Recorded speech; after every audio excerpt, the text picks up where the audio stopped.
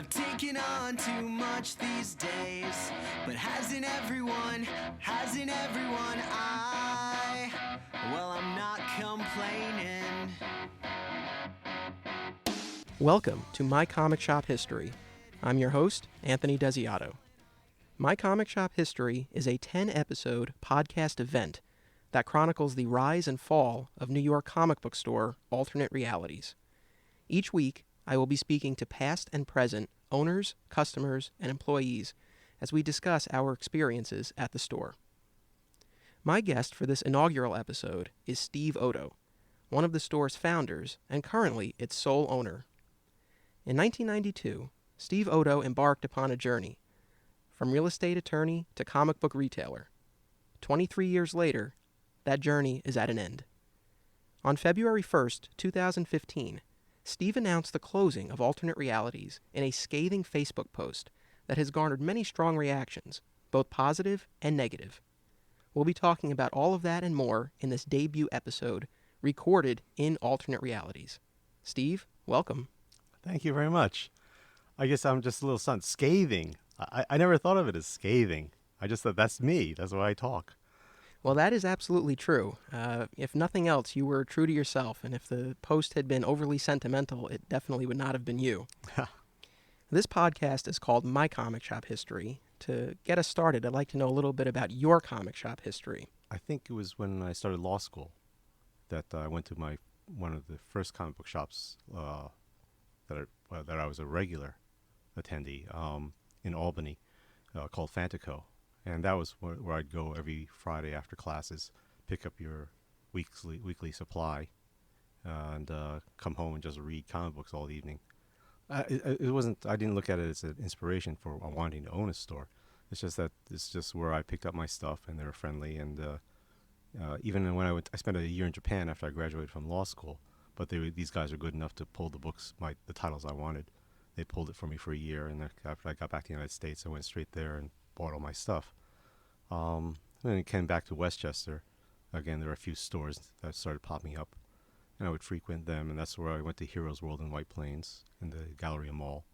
And that's where I met Kevin Halstead, who had always dreamed of owning his own store. He was the manager.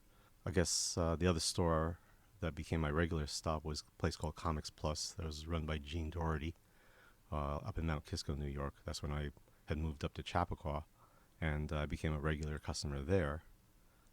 Gene, of course, had a store for many years, and then it was Gene's dream to have a second store.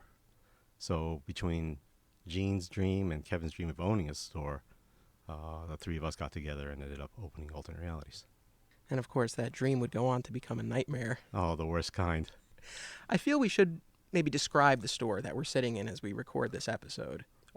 It's been described by one of our critics as has the look of a garage sale, I think it was. Yard sale. Yard sale. And I guess as a collector, I think a yard sale is great because you never know what you're going to find as you dig through piles of stuff. I think just the other day we found a rare Star Wars comic book, which had no idea. So in high grade, it would have been a $5,000 book. You know, our copy is only a $250 copy, but still it's fantastic that we could find that's maybe been buried here for years. I remember finding a Fantastic Four number 6 at the bottom of a milk crate. It didn't even have a bag and a board to protect it. It was just in a pile of comic books, and there it was. I think for the collector who comes in here, and even if he comes in every week, when he starts suddenly looking at some a different pile or through a box and finds some treasures, that's the fun of collecting too. So I don't mind that look. I think if you want a boutique, you shouldn't be shopping here. Fair enough. And the line between clutter and discovery is certainly a fine one. And, depending on the type of fan and customer you are, you might be looking for a certain experience in a comic book store. And if you are looking for that element of discovery, of boxes to go through and discoveries to be made, then this is certainly your store. Yeah, not too many left. So, and just think about all the things that you might find as you're packing up. I'm looking forward to it. I know there's going to be treasures that I find that I've forgotten that we bought these collections 17 years ago, and finally going through it now. It's like, wow, now these are even more valuable than we thought. But I'm sure we find boxes of stuff. It's like, wow, they've gone down in value and nobody wants it. But again, that's part of I think the world of collecting. Now, in terms of you as a collector, what sorts of things did you read and collect? I probably bought every Marvel comic book that ever came out in the 60s and 70s. Um, I didn't. There are titles I didn't even like, and characters I didn't care about. But because it was a Marvel comic, I bought it. I actually like DC characters better, but I picked up a lot of those too. Again, I was lucky that Mom didn't throw all that kind of stuff out, so I had all these Silver Age books. Now, eventually you sold your comic book collection. What motivated that decision, and do you have any regrets about it? Somewhere along the way, I guess maybe after I hit 50 or so, I suddenly realized that if I were to die, my family would have no idea what to do with the collection. I suppose I guess it's sentimental stuff that I would have kept, and that's about it.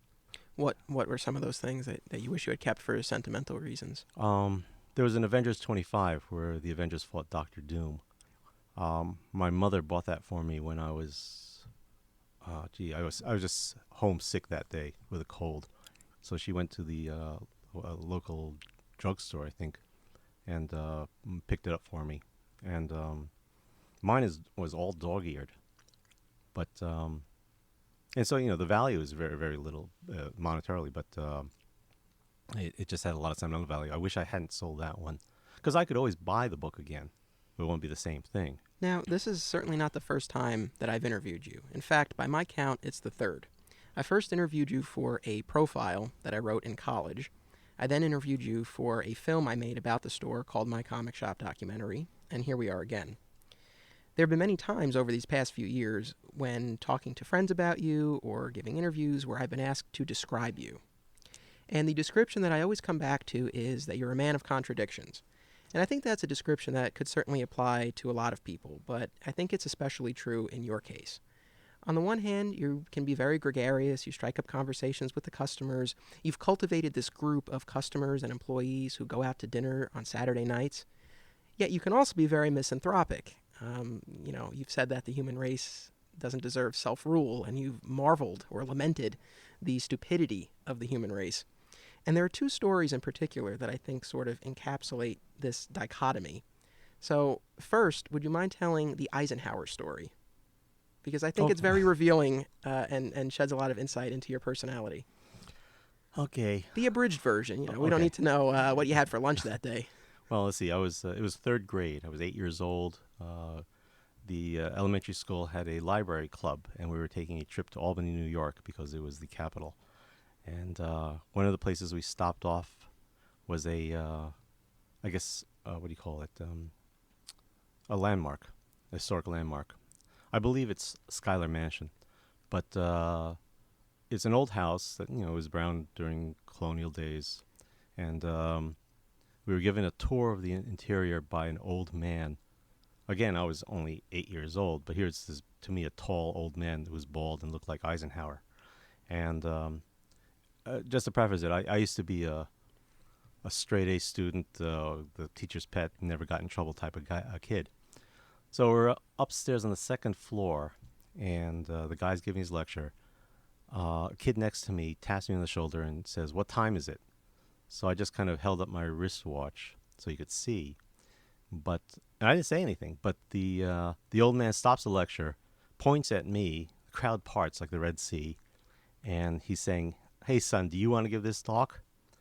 And being 8 years old and not used to talking back to an adult, I said no, and everybody was like, "Ooh, Steve Oto got in trouble." And it's something that's stuck with me all these years, I guess over 50 years. I never forgot it, never forgot him.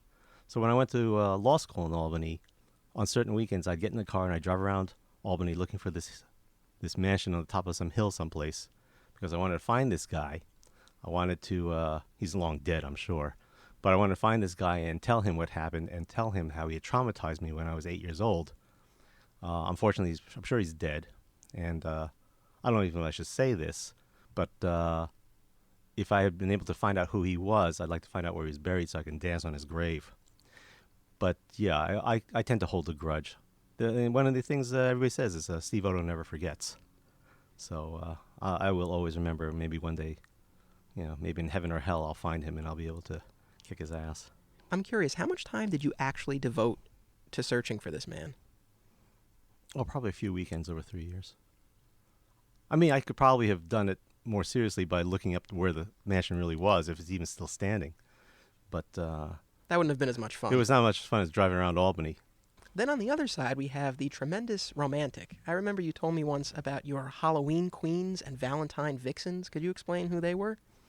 Oh, I used to be big with correspondence. I used to write letters all the time. I used to give birthday cards and Christmas cards, and Hallmark loved me. But I guess what I would do is at Halloween and at Valentine's, I would buy one of those boxes of cards, and I would pick 12 girls that I knew that, I'll say that not that they were deserving of being Halloween queens, but 12 girls that I liked, that I thought were nice people that deserved to have some recognition. What were the criteria? Was it just that they were nice? It wasn't just that they were nice. No, it really was. It really was that these are nice girls. Not that I had any kind of romantic interest in them, but these are some of the nicer people in the world. And so, I figured I'd then get Valentine vixens for Valentine's and Halloween queens at Halloween. And pass them. It's like, I suppose, like anybody else who just passes candy to everybody in the class, but I just had the 12. I did that for a few years. What about the ones who weren't queens and vixens? Did they feel left out? I don't think they even knew who I was. Somehow I feel like people probably knew who you were. Did they know that they were called Halloween queens and Valentine vixens? Yeah, I think it said so in the card. Were they numbered? No. Oh, that would have been interesting. No. Now, you mentioned law school. You attended Albany Law School, and you ended up practicing for a period of time before opening Alternate Realities. What was the law school experience like? Oh, I think it's the closest thing to hell that I've ever been through, except maybe the comic book store now. I mean, I went to law school because I knew I didn't have what it takes to be a doctor, and I had no interest in being an accountant. And when you're a senior and you're sitting around with your friends saying, "What are we going to do?" There weren't too many choices. I never enjoyed it. I'm glad it was over. And I guess with every young person that comes into the store and says that they're going to go to law school, I try to I don't want to say discourage it, but I try to talk them out of it to let them see the reality of it. But yes, well, in fact, you tried to do the same to me. Yes, and that really worked out well. As you've described to me, eventually business wasn't so great where you were working, and associates started to be let go on a fairly regular basis. Every other week, some associate would be brought into or called into the, managing partner's office, and basically given his notice that you have, well, when times were good, you had 6 months to get out, and then it became 3 months to get out. When my time came, I guess it was early January of 92. It was just after I had met with Gene and Kevin about opening a store, because they wanted to do it. Again, Gene always wanted to manage his own store, and Gene wanted to have a second store. Kevin wanted to manage his own, and I always thought it would kind of be cool to own one. But right after we had that talk is when I got the call in, and I decided I didn't want to stay the 3 months, because you're basically staying the 3 months to like put resumes out and try to get a job someplace else, and it looks better if it looks like you're working someplace, not just unemployed and looking for something. So I just said, give me my severance, and I left. And then we opened the store. So I guess the timing was such that I guess it just kind of fell into place. So Alternate Realities opened its doors on June 19th, 1992, located in Scarsdale within the county of Westchester. In terms of the secret origin of Alternate Realities, how did you guys settle on the name? What other names did you consider? Well, I was sitting at a deli one day, and I just had a legal pad, and I was writing, I think I must have written about 24 names, possible names. I can't remember any of the others. Other name? Not one other name. That actually could have been a good name for a store. What's that? Not one other name. No. I kind of, over the years, I've realized that, again, a lot of people aren't smart enough to understand or even say or spell alternate realities. You get alternative realties. You get all kinds of problems. And so I said, we should have made the store just call it the comic book shop or something like that. Something easy for people, the comic book store. But every now and then you talk to somebody who will say, well, that's a great name, because they get it. Well, it's a great name for people who get it, yeah. But for people who might be looking for a comic book store but might not be quite that savvy, I don't know if it's really right there for them. Yeah. It's interesting though because we mentioned before how misanthropic you can be, and you've spoken about the stupidity of the human race. You actually gave people a good amount of credit when you came up with that name, that they would know what it was. Were you just more optimistic back then? No, I don't think I was optimistic. I guess I didn't. I wasn't as wise as I am today. um, I guess from my point of view, it didn't seem like a difficult name, and it's only after we had established the store that people were able to reveal to me how stupid they are. So I just after a while I realized, wow, I the whole KISS rule, keep it simple, stupid, that applies to just about everything. Yeah. Well, as someone who worked here for many years and would answer the phone, it doesn't exactly roll off the tongue. Hmm. But it is. I mean, it's a cool name for sure for people who are in on it. And as far as the location, how did you guys find this place? And what was this location before it was Alternate Realities? Oh, this was a piano store. The way we found the place was I basically took a map of Lower Westchester and I put a Post-it at the location of every comic book shop in Westchester, because in the early '90s they were popping up like nothing. Everybody wanted to open a comic book shop. So we found an area that seemed to not, well, there weren't too many areas that didn't have it. And at the time, there weren't too many vacancies. And that was our problem. There were only a handful of places that we could look. We opened here, which is only, I'll say, not even a mile away from the biggest store that existed at the time, Dragon's Den. And I remember a lot of other stores said to us that we were crazy to open so close to the Den. But we actually opened to compete with them. What were the early days of the store like? In the beginning, it was great, the first month, because I guess we were the new kid on the block, so you had everybody coming in. I remember Gene and Kevin, who both had comic book store experience, were just, I guess, in awe, astonished at how much money was coming in, because it was nothing compared to what they were used to with the other stores. I didn't know what to compare it to, so it just seemed to me this is what it's supposed to be. But as time wore on, it became tougher. People lost interest in comics. We were ordering poorly. It was a combination of different things, so that it came to a point where we were just here killing time and really drawing no salary. So Gene is a mailman, so he had a regular job. This was something on the side for him. At his own shop, he had his folks running it, so that he'd just go in the afternoon to finish it up. Kevin, this was a full thing for Kevin, but since we weren't making any money, he really couldn't keep going. I was married at the time, so that I had my wife was supporting me. But it was tough going in the beginning, and when they left, I figured, I again, it's that like the law school thing, don't want to quit, too stubborn. So I said, look, I got to keep trying, and I guess after 23 years, I'm tired of trying, so it's time to go. You mentioned being married at the time. The fact that she's your ex-wife might answer this question, but what was her take on the store, especially during those early difficult days? Gee, I don't think we ever really discussed it. I mean, this is what I did, and it was making some money, but certainly not enough to have a living wage. But I don't know that anybody ever goes through life without any kind of money struggles. But it's the store wasn't providing for us. Speaking of money, what were some of the things that you did to try to make some money to cover the rent during those early days? I only did that once. Well, you're referring to the casino.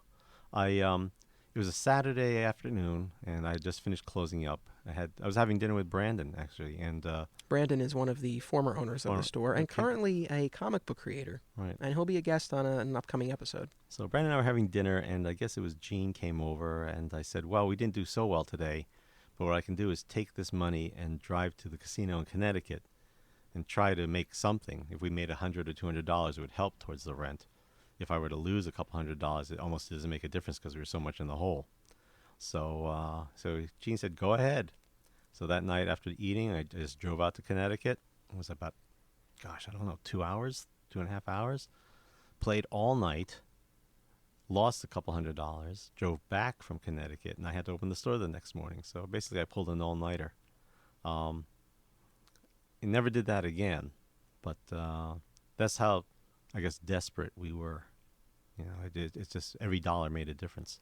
You also shoveled snow in the winter too, correct? Well, that wasn't for the store. That's because, again, in the early years, you had a lot of kids from the local high school hanging out here.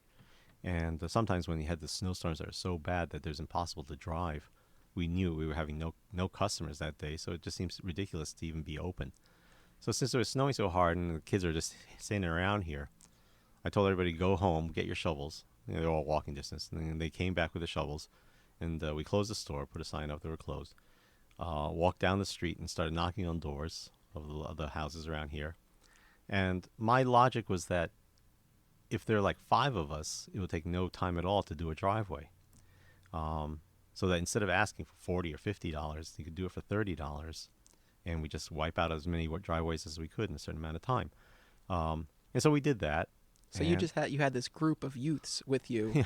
And you were the ringleaders, like Oliver I'm like Twist. Fagin, yes. Yeah. So my boys and I, we'd shovel, and then we'd come back to the store, and we'd make some hot chocolate, and we split the money. And How did you split the money? Evenly.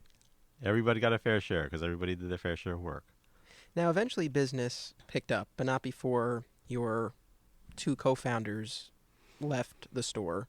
Yeah, we've had many changes we're a sub-S corporation, so I'll say many changes in shareholders. We're in this is the 7th incarnation of ownership. And again, if the sale of the store goes through, which may or may not happen, that'll be the 8th owner. I guess I'll say 6 out of the 7 times I always had something to do with the store. There was one short period where I was out, and somehow I got dragged back in. In terms of having co-owners versus being the sole proprietor, what is your preference? It would probably make life easier in some ways, made life more difficult in many ways. I go by the adage that democracy does not work in a corporation. When there were 4 of us and we were trying to discuss how much of what comic to order, how many copies, and we started having debates with every single title, but we have to run through hundreds, if not thousands, of titles a month. It just became ridiculous. Since this is all non-returnable product, if I thought we were only going to sell 6 and one of the partners wanted to order 20 copies, I said, well, we'd be stuck with 14 if I turned out to be right. And then next thing you know, blame is going around about why we've spent more money than we have to on a particular product. It came to a point where for everybody who always talks about wanting to buy into the store, or they and their friends want to buy the store, I would always say, if you buy the store, you guys aren't going to be friends at the end of it. And it's like a marriage, It's if you can't compromise, if you can't work things out, you end up hating each other in the end. In the end, for me, I said to the other 3 of this group, you either have to buy me out or have to buy you out. But it was just not working to the point where you hate coming in. And I guess my name is associated with the store longest, they all kind of felt, well, this is really Steve's store. So, and these are all good guys. It's just that some things don't work. So since then, I've just been on my own. It's a lot of work, and that's why I'm so tired, and I wouldn't mind getting out. But it probably, this way at least, if something goes wrong, if I over-ordered on something, it's my fault, and there's no finger pointing. So that's why I have to be extra careful. And maybe that's why I'm more tired. What, if any, were your biggest misconceptions about what it would be like to own and run a comic book store? It's very naive of me to say, but I don't think I had any preconceptions of what it was going to be like. I think a lot of people who open comic book stores think that they're just going to sit around and read comic books all day and have a good time. I think a lot of people who shop at comic book stores think that owners sit around and read comic books and have an easy life. I don't think the average person understands how difficult it is to run a small business. And I think it's going to be the same whether you have your florist or you have a pizza parlor or whatever. I think it's very tough to own a small business. And people have no idea of all the things that go on behind when your air conditioning is not working or your lights are out or toilet's clogged or whatever, or you're out of toilet paper. The small business owner has to take care of everything. And you're not only just the greeter at the door. You're security. You're the accountant. You're the accounts payable, accounts receivable. Um, it's you're doing all the ordering. You're doing all the communications with all your distributors. And then you have to be nice to people. And again, when a lot of people, again, I'll say 90% of the people are good people, and they understand how tough it is, and they're not, can I say pain in the ass? But there's always that, there's always that one person. It only takes one person every day to like ruin your day, and the world has no shortage of those people. So at least we never have to worry about running out of assholes. Can I say that? And as a result of that, now when this podcast is on iTunes, it's going to have that little rectangle that says explicit next to it. Okay. I'll rephrase that if you like. No, that's perfectly fine. Do you like doing a podcast? No. Really? No. I'm not. You know that I'm not. I don't like to be in the spotlight. I always want to be the power behind the throne. I want to be the FBI guy who finds the fingerprints, not the guy who makes the arrest and does the announcement for the news. It's interesting that you say you don't like to be in the spotlight. I mean, on the one hand, you certainly don't seek it out, but at the same time, again, now there have been multiple times where I've had either a camera and or a microphone in front of you, and you don't shy away from it. No, I mean, I'm not scared of it. Just I don't particularly like it. I never want to be in showbiz, but it's one of those things where you have to stand in front of the judge and you have to talk. You talk. You have to deal with people. You deal with people. I guess my thing is that I deal with people sometimes is a little harsh. So it gets people the wrong way. Perfect segue. Okay. In terms of how you sometimes treat people harshly, you are known for, and you take great pride in, shattering people's dreams, as you like to call it, when they come in with an item or a collection that they're looking to sell. Comic Book Men, the reality series that's set at Kevin Smith's comic book shop, is basically comic store Pawn Stars. But you've been living that for years. So do you want to talk a little bit about what it's like when people bring their items in to try to sell them? I guess the thing about Comic Book Men that bothers me is that having lived it, you realize that reality TV is that's what got me to understand that reality TV is fake. Because what happens to them, it doesn't happen in a comic book store. It's all staged. When people walk in with stuff, it's never so fantastic. When people ask questions, it takes a great deal of patience not to want to just scream. No, celebrities don't. Well, I mean, we've had our share of celebrities, but it's nothing like what they have. Because it just you don't have the cast of Star Trek or something having to walk in looking for something. You don't have Adam West walking in one day. You don't have a Batmobile drive up to the front. With the stuff that comes in here, as far as collections, I say the average person comes in with stuff that they say, oh, we've got old comic books, but it's only 20 or 30 years old. And in comic books, that's not old at all. Again, back in the 90s, everybody was buying comic books. Every good American owns The Death of Superman 5 times over, unopened. They made millions, and there aren't even 100,000 people who want it. So that book will never be valuable. But again, it's not that I enjoy shattering dreams. It's just that people come in here thinking that they're going to sell me their collection and they're going to be able to take the family out for a steak dinner.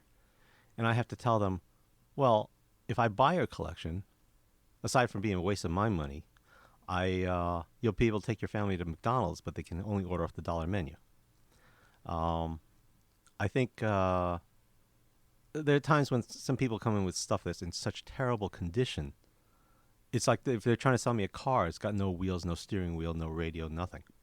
And they think, but this is $1 million car. Same thing with comic books. I had a kid come in with an X-Men 1, and he said, I looked at it and said, this is in such terrible shape that maybe it would retail for about $75 or $100, but I wouldn't even pay you $50 for it. And he's like, 50? This is a $1,000 book. And he left in a huff. And I'm thinking to myself, most people don't know what they're talking about. And they don't understand the condition. So, for those guys, I don't mind shattering dreams. You feel bad for some of the people who are nice people who really think that, well, gee, this might be worth something. And the reality is that it's not. I remember one instance where there was a person I was talking to, and after I had shattered their dreams and told them that their stuff really wasn't worth anything, there was a couple standing behind him, and they had brought in some stuff too. But since they had heard my speech, they figured that their stuff's not worth anything either. So there was almost like I got so good at shattering dreams that it just ricocheted off the first guy, hit the second couple, and I didn't have to do it all over again. I always wanted to have one of those little buttons that you could push and it would have the sound of glass breaking. So the person would say, "What's that?" And I go, "Those are your dreams." But yeah, again, most times it's very rare when somebody comes in with something so spectacular. And sometimes, I guess, because I'm a collector, I would look at the person and say, "Well, gee, why would you want to get rid of this? This is such a great book." I guess most times, I guess, because they need the money, or sometimes they just don't care. It was handed down to them. But again, like with young guys that come in with a collection of stuff that's nothing fantastic, but it's just a good collection of nice books, I'd say, "Why do you want to get rid of this?" And it would always be, inevitably, it would be, "Well, my girlfriend wants me to get rid of it." And my reaction would always be, "Well, get rid of the girlfriend. You're a young guy. You'll have a new girlfriend next year, and but the comic books will be with you forever." And they go, "Yeah," and they keep it, because I guess at this point, I feel like I've owned everything and sold everything at least once. So if I buy the thing or I don't buy the thing, it doesn't bother me at all anymore. There's nothing that comes in that so impresses me that I say, "Gee, I've got to own this book." Is there anything that you wanted to see that you're disappointed never came through the store? That either you wanted to actually buy and own, or that you just wanted to maybe see and hold? Nothing really comes to mind. I mean, I've had the few instances where it's been something that impressed me, which very little impresses me anymore. There's the guy who walked in with a Batman 1. When he said he bought it at I think a farm or a farm sale or a garage sale, and he paid, I think, what did he say, $100? I thought, well, he probably bought the reprint, and I don't think it's the real thing. He goes, "No, I think it's real." And he brought it in, and sure enough, it was the real thing. And again, I always say, well, we've all seen the Batman 1 encased in some sort of graded protective case. We've all read it or seen it in reprint form. But here I was holding this comic book. I wasn't wearing museum gloves or anything, so my oils were getting all over this old book. And I'm flipping through this thing, and I'm holding history in my hand. And I said, "That's impressive." That was one of the few times I've had a real thrill holding something like that. Are people ever turned off by your responses, or do you think people overall seem to appreciate your honesty? I think they appreciate the honesty. I mean, I get the impression they are. I mean, a lot of times we're laughing about it because, in many cases they know they have nothing. And in some cases where they're actually totally naive, at least I've taken the time to educate them about it. Most times I guess because it doesn't matter to me, I'll say, "You can give this to your coworker and let him give it to his son and tell the coworker to buy me lunch next week. That's about all it's worth anymore." Or give this, I always say, you should give out comic books at Halloween instead of candy. But I said, but quite frankly, kids today would egg your house if you do that. You could say to the kids in the neighborhood, "Here, take these comic books and stay off my lawn." But that's about all it's worth. And that's the majority of stuff that people walk in with. Once in a while there's a gem, but it's so rare. And even if I don't buy the stuff, I appreciate people walking in to show me their stuff. And I can educate them a little bit about what I think about it. I don't need to cheat somebody to get their product, to get their possession. Or vice versa. I mean, I've never seen you give anyone the hard sell trying to get them to buy something. If anything, I've seen the opposite. I've seen you talk customers out of buying something. Because they really didn't want it. It's like, what's the point? They go home and regret what they've done. It's like, But you make a sale. Yeah, but I'm trying to avoid. It's like being the lawyer in me. I'm trying to avoid the problem in the future where they come back a week later and say, "I really don't want this." It's like, I really don't want to sell it to you. So it would be great if we just don't do this transaction now. Speaking of problems with customers, I think that brings us to the decision to close Alternate Realities. For as long as I've known you, and I think this goes even beyond that, but for as long as I've known you, there's been this ever-present threat that you would sell or close. And now, it's actually happening. Why now? I'll get up at 7 o'clock in the morning and work on the order form until about 10:30 when I head out to come here. that's also to go to the post office and mail things, or go to the bank and make a deposit at the store. I'm here till 7, 8 o'clock, 9 o'clock at night. I go home, have dinner, and after the dishes are washed, I will work on the order form till 1 o'clock, 2 o'clock in the morning. And this is what I do every single day. Whether I'm here or not, I'm working for the store. It's pretty much drained me of not my life force, but I'm just tired. And I don't get it. Again, while I appreciate the stuff, I can still go to a convention, walk around, and appreciate what I see on the walls and what people are selling. I don't have the desire to own it anymore. And I guess at the same time, even here, I'll go through the order form and I'll appreciate it. I say, well, that's a cool statue. But I don't think I don't need to have one here. And I guess the thrill is gone. In addition to those long hours and personal struggles, one of the main reasons that you've cited for deciding to close the store now are the customers who you said have left you in the lurch. And I think this is the time to discuss your closing announcement.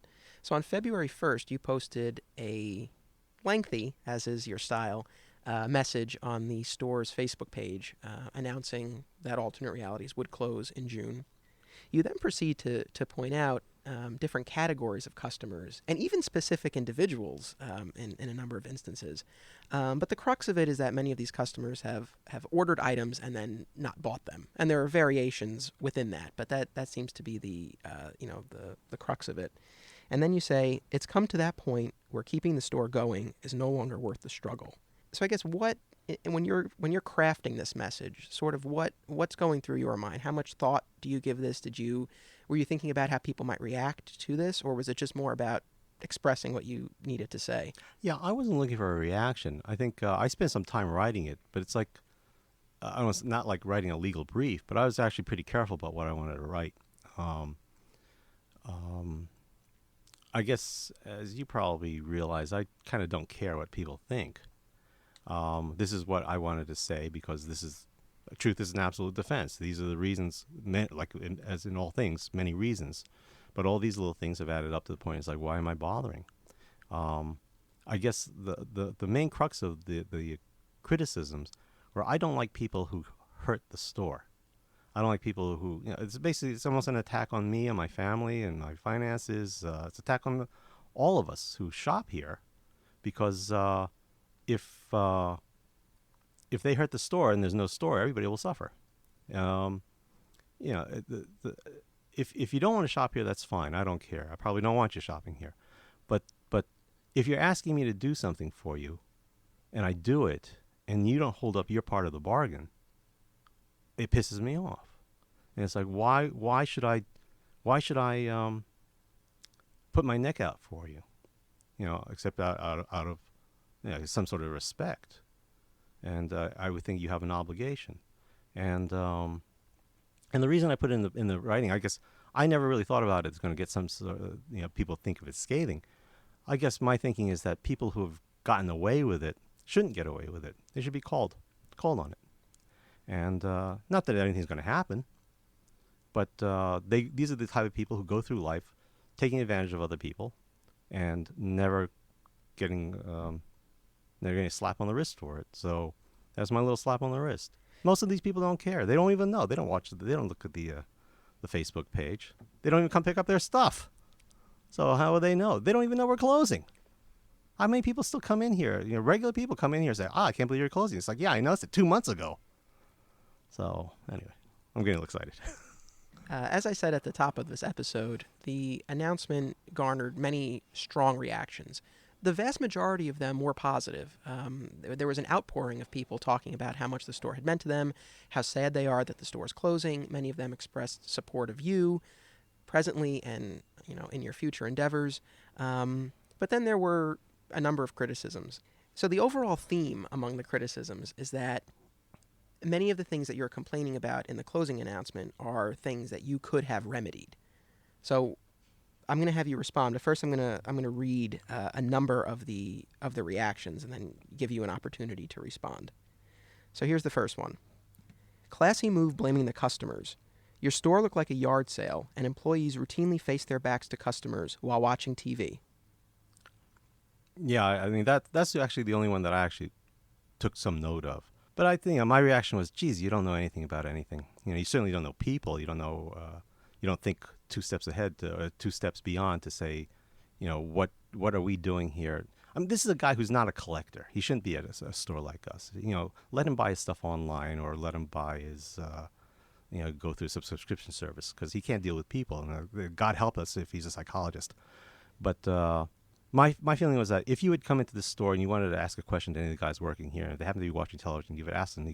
They would certainly have helped you out.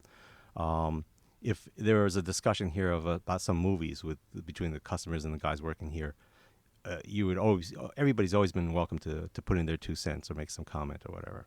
That's how people got to know each other here, and because you see them every week, and the next thing you know, it's like, hey, how are you? You're not even talking about comic books. You're talking about music. You're talking about anything, but then, you become friends. This is how you develop friendships here. So to me, this is a guy who doesn't know anything about people. My reaction initially would have been, we would serve anybody, but we don't like to serve douchebags. And so I'm glad you're not here. That's my reaction to that guy. This next one goes to what I was saying before. I cleaned it up just a little bit. It's kind of a jerk move that he basically spent most of it blaming unreliable customers on his business downturn. If people aren't picking up their stuff, then stop ordering for them, or call them and follow up if they still want the stuff held. All the stuff he's blaming on customers seem like common sense fixes. Yeah, to me, this is a guy who doesn't have any common sense of his own, because he doesn't know what he's talking about. Again, no retail experience, doesn't understand the kind of services we have to provide beyond just having the stuff on the shelves. Again, glad he's not shopping here. I guess, as I said, stupidity runs rampant on this planet. And the less we have in the store, I'm happier. Playing devil's advocate here, again, some of the problems that you cite sort of beg the question, why not take a deposit? If someone wants an expensive statue and they ask you to order it, why not require them to put down even 10%? So just to make them more likely to come back, or if they don't come back, at least you have something. Yeah, I think it's a sad statement about people if you have to do that. I mean, I like to believe that, this is naive of me, I suppose. I like to believe that you take a person for his word. And he says, can you get this for me, and I'll pick it up when I see you, or when I...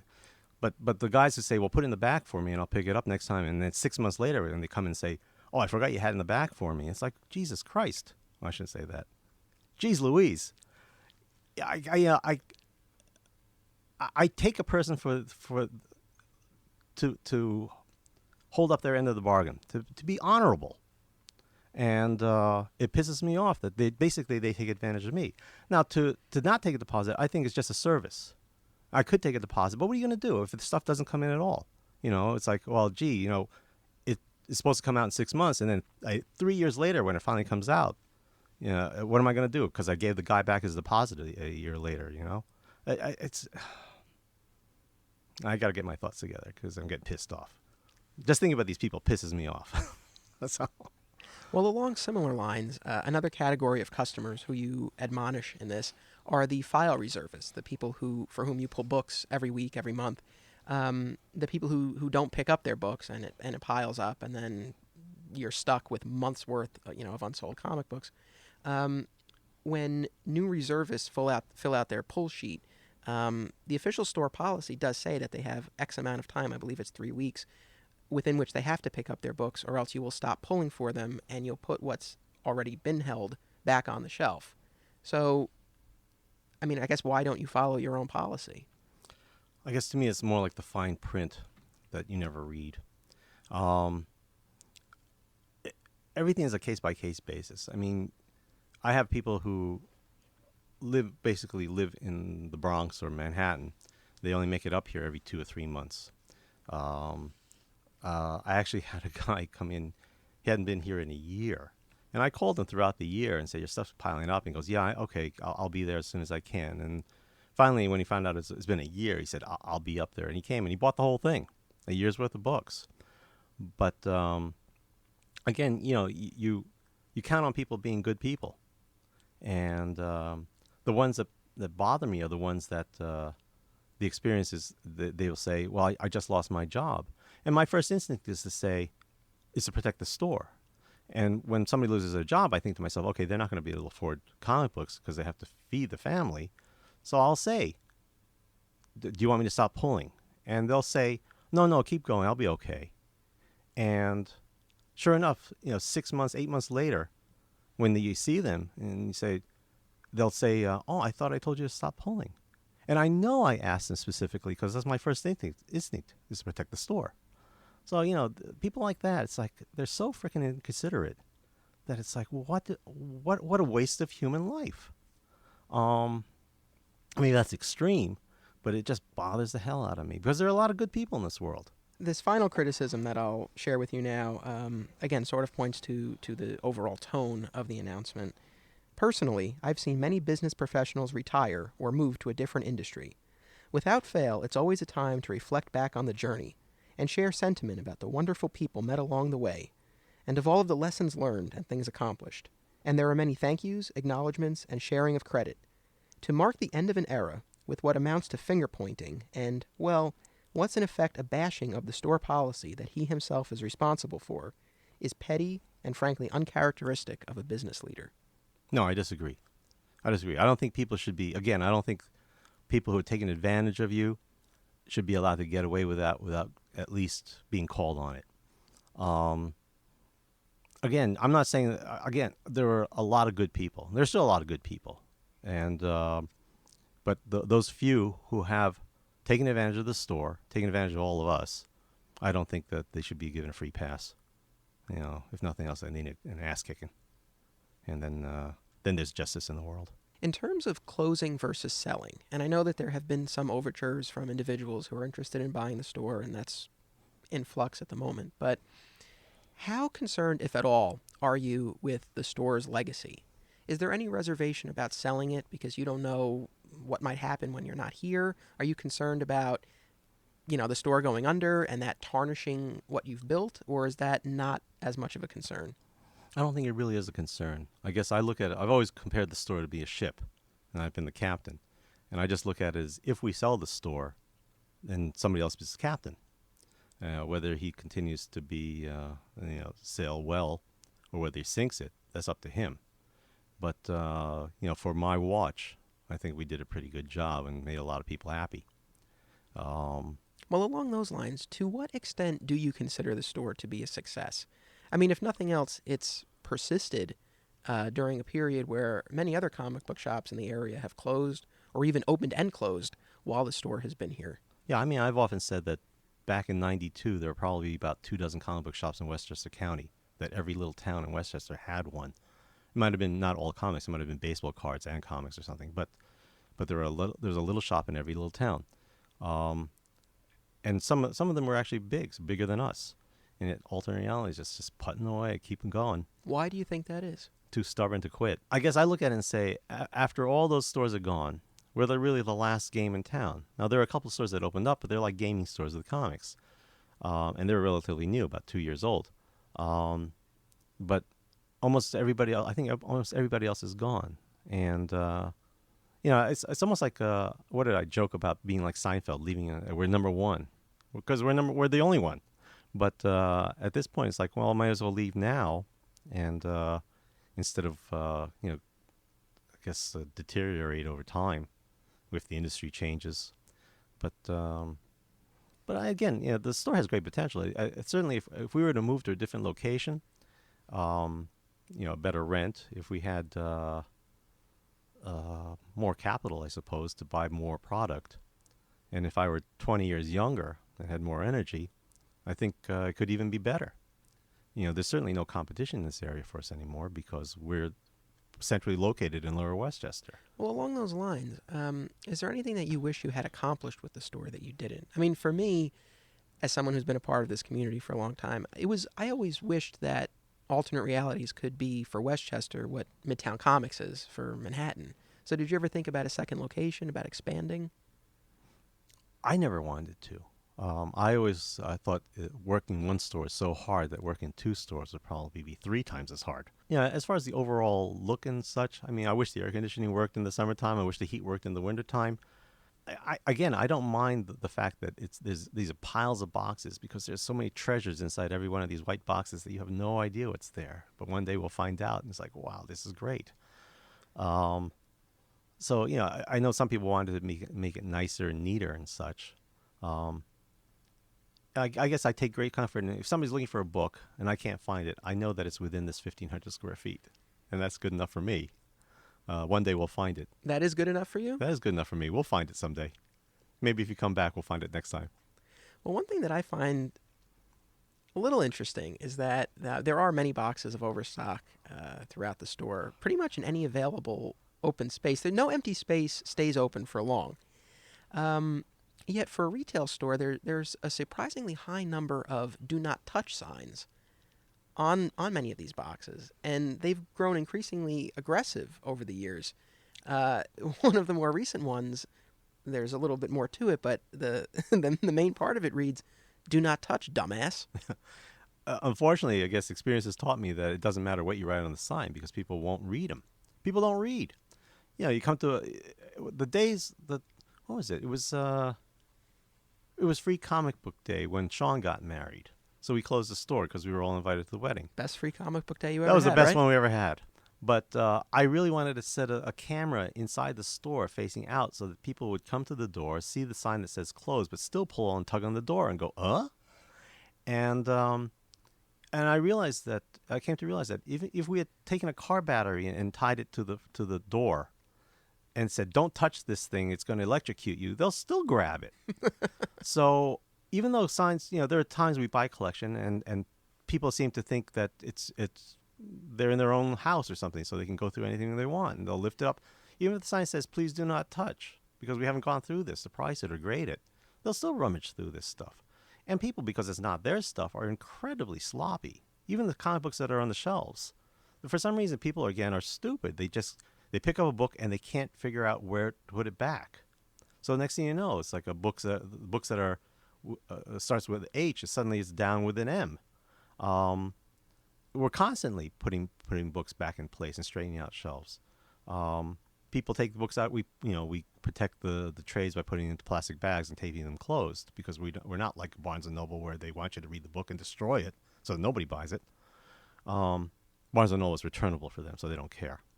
But with us, since we buy this book, if somebody decides to read it and it bends the corners and stuff like that, we can't sell it, but we're stuck. So we put it in plastic bags and tape it closed.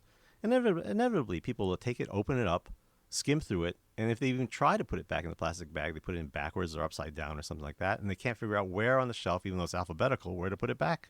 So next thing you know, it's like all over the place. Anyway, But do you think you would sell more if there weren't so many do not touch signs? no, not necessarily. There are a lot of browsers, people who like to touch everything, and they don't want to buy anything. They never want to spend. They never want to spend the money. It's a $150 book, and the only time they ever buy it is if we ever do the 50% off sale. So it's like, why do I bother with things like this? And why do I have to bother with these people? On the flip side of those customers who annoy you are the ones who are good and loyal customers and the ones who you've had conversations with and cultivated friendships with. One of the reasons that you used to give for not closing was you had a reservation. You said, if I close, where are all these people going to go? So I guess my question is why, what, if anything, has changed to make it that that's not something that's holding you back anymore? Well, I guess what actually got me thinking about it was your movie. I mean, you did a lot of interviews with a lot of the customers here, and these are the people who shopped here regularly. And many of them would say something to the effect of, the store is very important to me. I can't imagine what it would be like without it. I love the store, which is great. However, for all these people who it was so important to them, today, 2 years later, we're looking and say, how many of these people are still around? Most of them are gone. And not that they've moved away. I mean, some, of course, moved away, but people have moved on with their lives. And I think this is just a reflection of what real life is like. Like I remember, you look at your high school friends and say, oh, we're going to be friends forever. But how many of them do you stay in touch with? And then you get to college and say, oh, these friends are going to be friends forever. But again, for the hundreds of people you knew, maybe one or two you're still in touch with. And maybe you don't even stay in touch with them, but they're such good friends that it's like yesterday when you speak to them. Same thing with law school.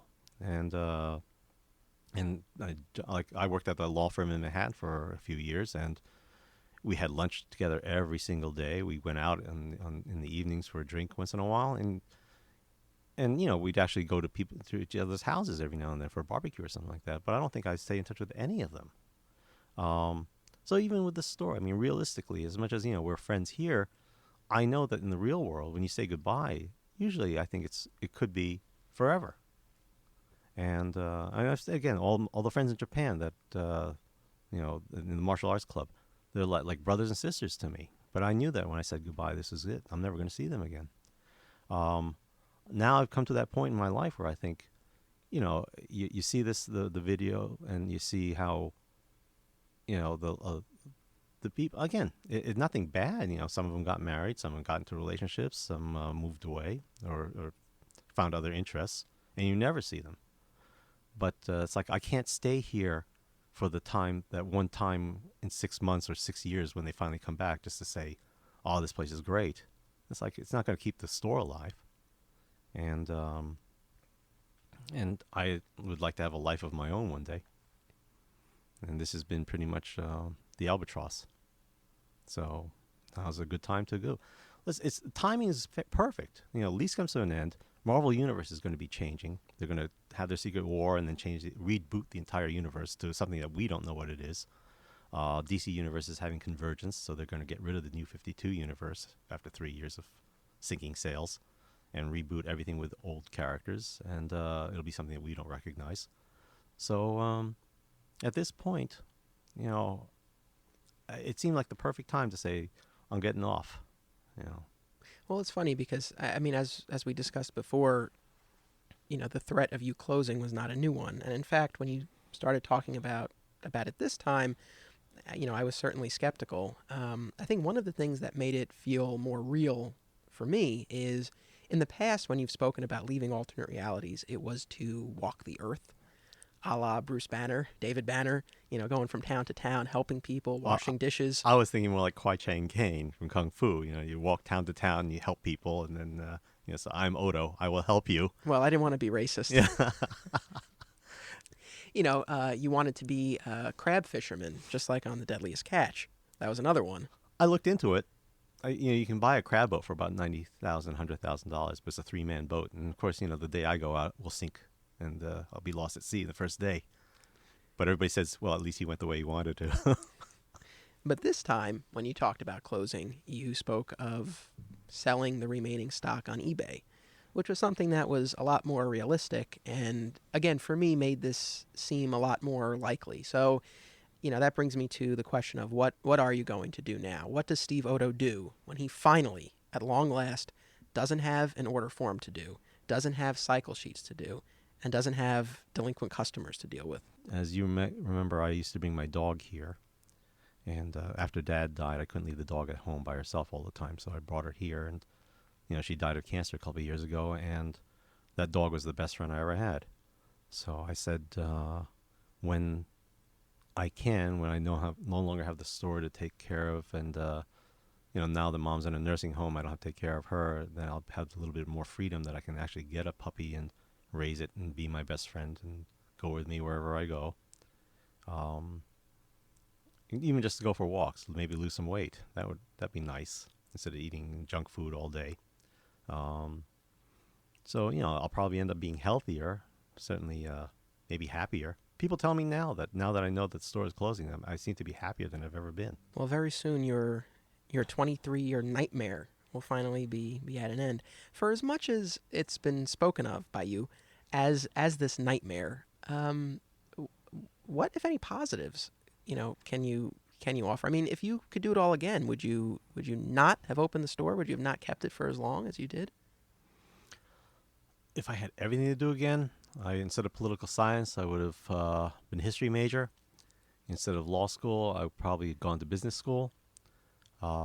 Instead of law or the comic book shop, I probably would have wanted to get involved in the stock market more. I love the stock market. I mean, I day trade too, but and a broker, but and I do well with it. I don't want to say I have a natural talent for it, but I do well with it, and I'd rather be spending my time doing my research and playing that. It's like, I guess I'm a gambler. I hope it's better than making rent at the casino, but I enjoy that part. It's like a game, and I guess that's the difference. I probably wouldn't have opened the comic book shop, so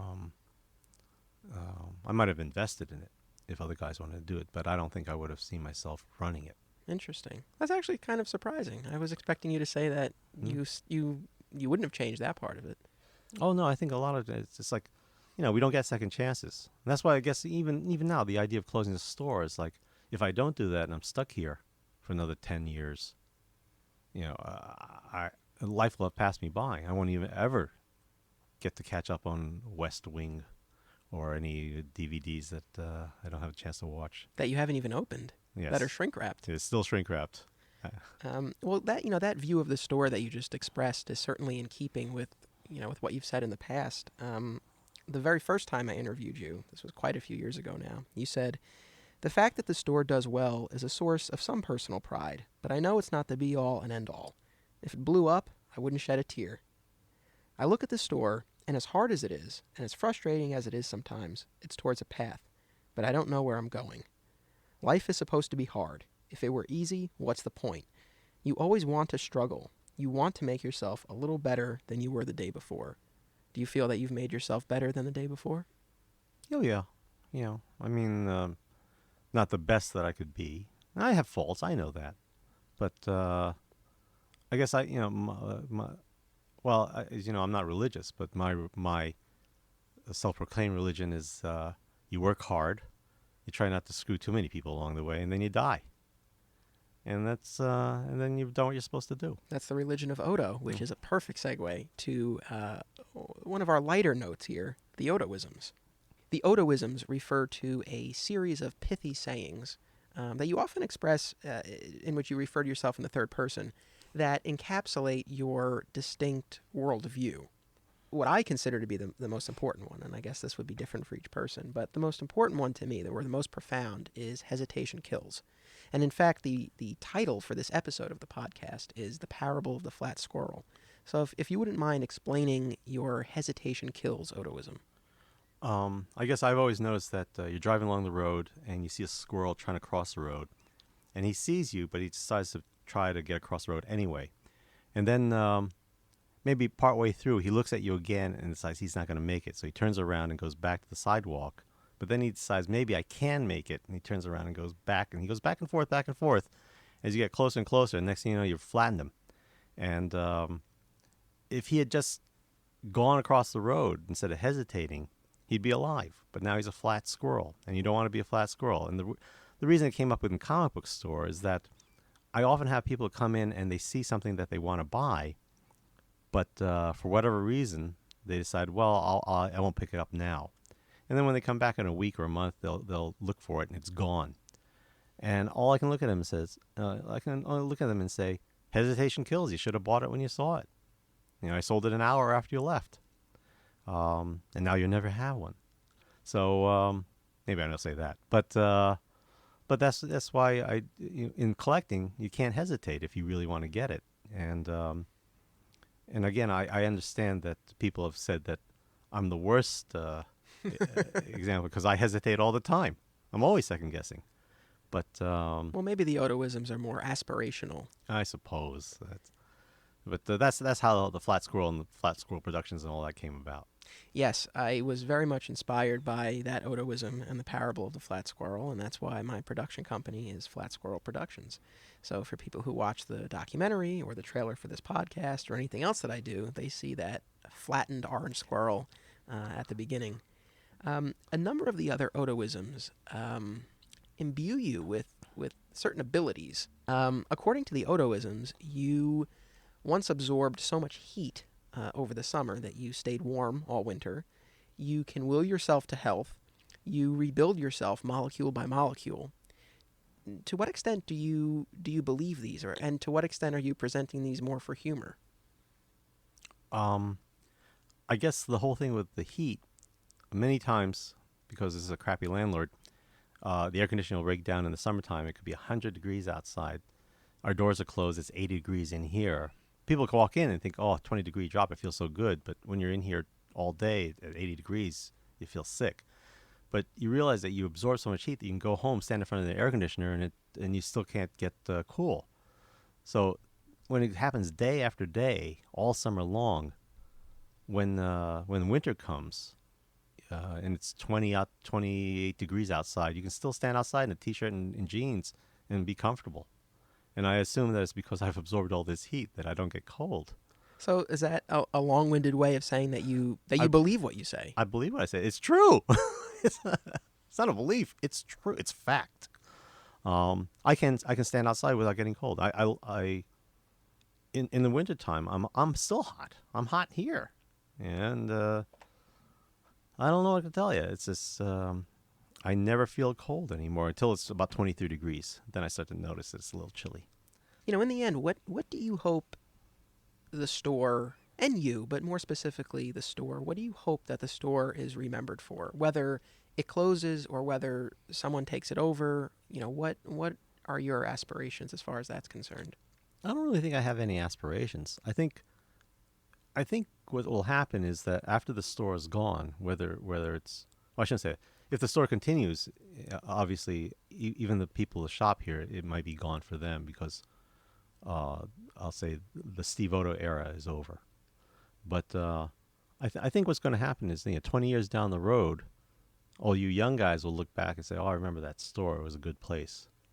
But like any bar or restaurant or your favorite pizza place that closes, it just life moves on. I think it'll be a good memory. I hope it's a good memory for a lot of people. I think it is. I think I think for a majority of people, they even now I still have people coming in expressing. I haven't seen them in years, but they come in and express some regret that it's that to see it end. But again, it's not a great part of their lives anymore, and it's just a good memory for them. And Well, I can tell you, I have about 20 people lined up to do this podcast, and they wouldn't be doing it if the store didn't mean a lot. This podcast wouldn't exist if the store didn't mean a lot, and if it didn't have as much of an impact on me as it's had. I always felt like we got you through high school and college. And law school. And all the papers you wrote about us and the scripts and the short stories. It's amazing. The store has truly been, a never-ending source of inspiration, for sure. Is there anything else you'd like to say? No. It's. I have no regrets. I don't think. You just said you regretted opening the store. Well, I have no regrets about what we've done here.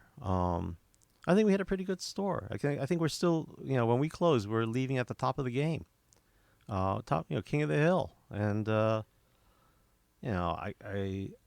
I feel that we had it's been tough, but the fact that we can walk away and I'll declare myself we're number one, that it was a good accomplishment, but time to move on.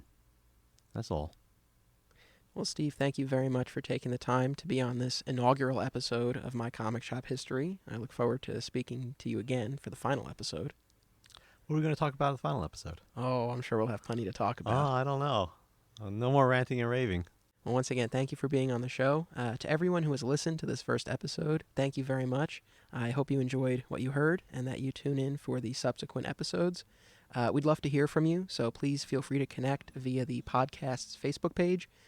You can also tweet at me. My Twitter handle is @DesiWestside. That's DESI. Thank you for listening. Tune in next time, and don't be a flat squirrel. I'm